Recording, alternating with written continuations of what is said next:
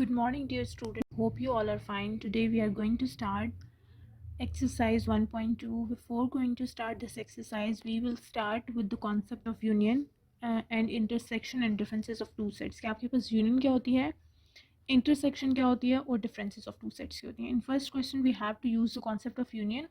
So first we will start with the topic union of two sets. आपके पास union क्या होती है? The union of two sets A and B is consisting of all elements which are in the set A or in the set B or in both. ठीक है. Union actually आपके पास in simple words अगर मैं आपको बताऊं तो union क्या होती है. यूनियन का मतलब ये होता है कि आपके पास जो भी क्वेश्चन में दो सेट्स गिवन है, लाइक आपके पास यहाँ पर ए में वोवल्स गिवन है, बी में आपके पास ए बी सी गिवन है, आपने क्या कैलकुलेट करनी है, ए यूनियन बी.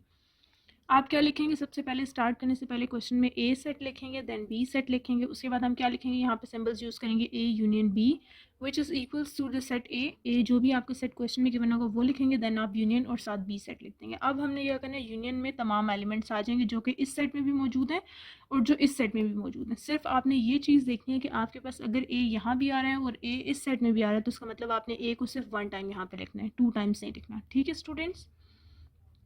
इसके अलावा आपके पास जो सेट्स सेपरेटली दोनों सेट्स में आ रहे होंगे वो आपने यहाँ पर लिख लेना है. यानी यूनियन के सेट में तमाम एलिमेंट्स आएंगे और यूनियन का सेट सबसे बड़ा सेट होता है. ठीक है.